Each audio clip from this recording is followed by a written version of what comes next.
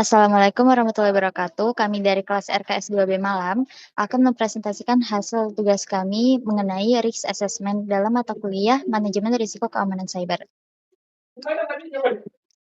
Berikut merupakan anggota tim kami dengan saya sendiri yaitu Maharani Azra dengan NIM 4332311047 dan partner saya Windiana Manurung dengan NIM 4332311039.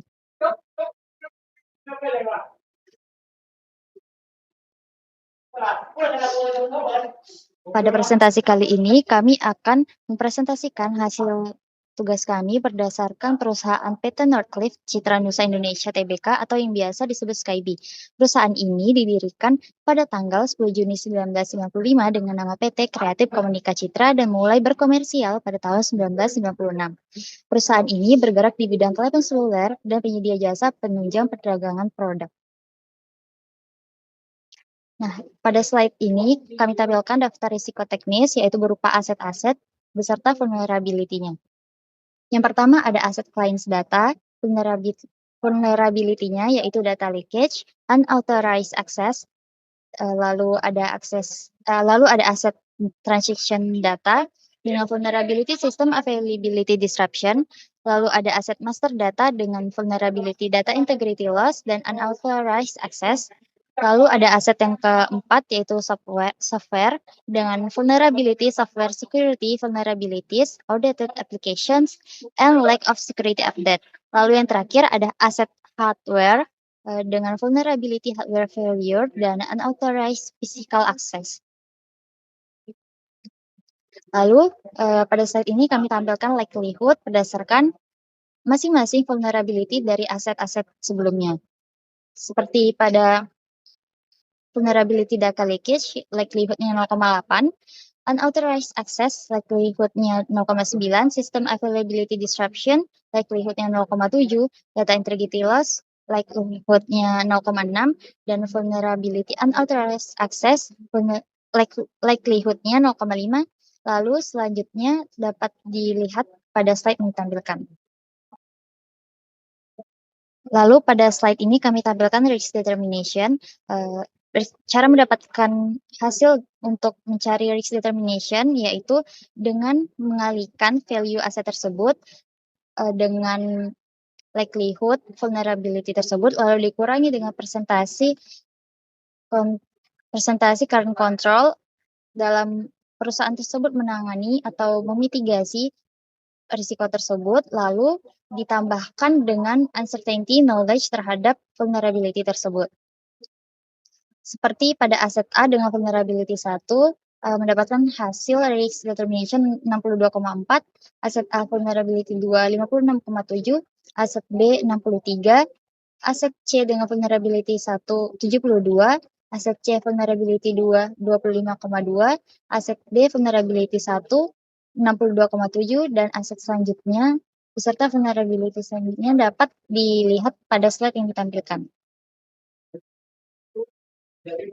Selanjutnya ada kontrol, ada policies, program, dan teknologi.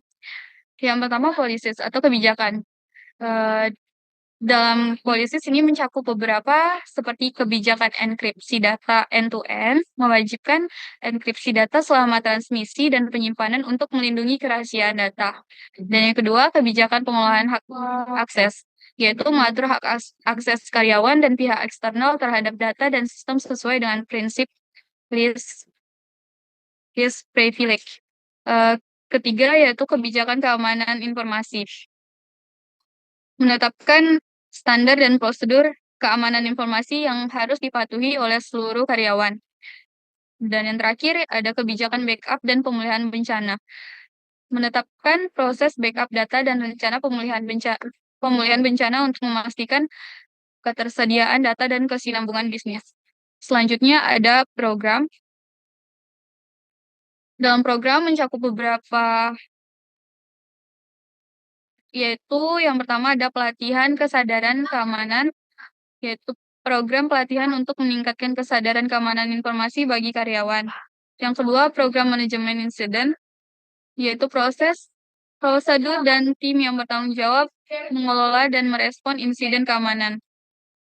Dan yang ketiga ada program audit keamanan, yaitu melakukan audit keamanan secara berkala untuk mengevaluasi kepatuhan dan mengidentifikasi kelemahan keamanan. Selanjutnya, program pengujian penetrasi, yaitu melakukan pengujian penetrasi untuk mengidentifikasi kerentanan dan menguji efektivitas kontrol keamanan. Dan yang terakhir ada program validasi data, yaitu proses untuk memvalidasi integritas dan konsistensi data. Dan yang ketiga ada teknologi, yaitu mencakup beberapa seperti enkripsi data, yaitu mengimplementasikan enkripsi data untuk melindungi kerahasiaan data. Yang kedua ada sistem manajemen akses, sistem untuk mengelola dan mengontrol hak akses karyawan dan pihak eksternal terhadap data dan sistem. Selanjutnya sistem pencegahan kebocoran data atau DLP, yaitu teknologi untuk mencegah kebocoran data sensitif.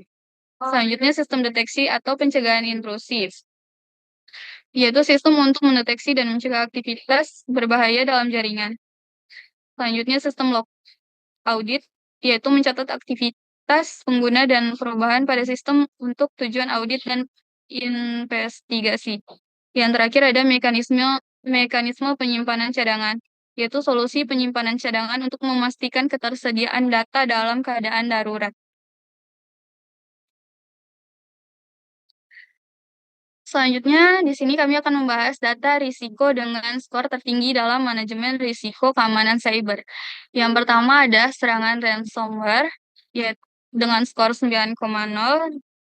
Deskripsi serangan cyber di mana data dienkripsi dan korban diminta untuk membayar tebusan untuk mendapatkan kuncinya. Dampaknya, kerugian finansial, kerusakan reputasi, dan gangguan operasional. Mitigasi, implementasi kontrol keamanan siber yang kuat, seperti backup data, enkripsi, dan pelatihan kesadaran keamanan. Selanjutnya, yang kedua ada pelanggaran data dengan skor 8,5. Deskripsi, akses yang tidak sah ke data sensitif seperti informasi pribadi atau keuangan, dampak, kerugian finansial, kerusakan reputasi, dan sanksi hukum. Mitigasinya, implementasi kontrol keamanan cyber yang kuat, seperti kontrol akses, klasifikasi data, dan monitoring. Yang ketiga ada phishing dan social engineering dengan skor 8,0. Deskripsinya penipuan online yang dirancang untuk menipu korban agar memberikan informasi sensitif atau mengklik tautan berbahaya. Dampaknya, kerugian finansial, pencurian identitas, dan malware. Mitigasi, pelatihan kesadaran keamanan, edukasi pengguna, dan implementasi teknologi anti-phishing. Baik, yang keempat, serangan supply chain dengan skor 7,5. Deskripsi, serangan cyber yang menargetkan vendor atau mitra bisnis untuk mendapat akses ke organisasi target.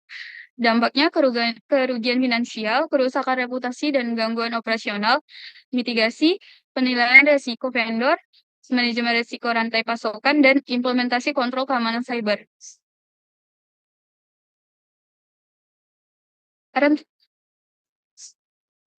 Sekian presentasi dari kami mengenai risk assessment. Mohon maaf bila ada kesalahan. Wassalamualaikum warahmatullahi wabarakatuh.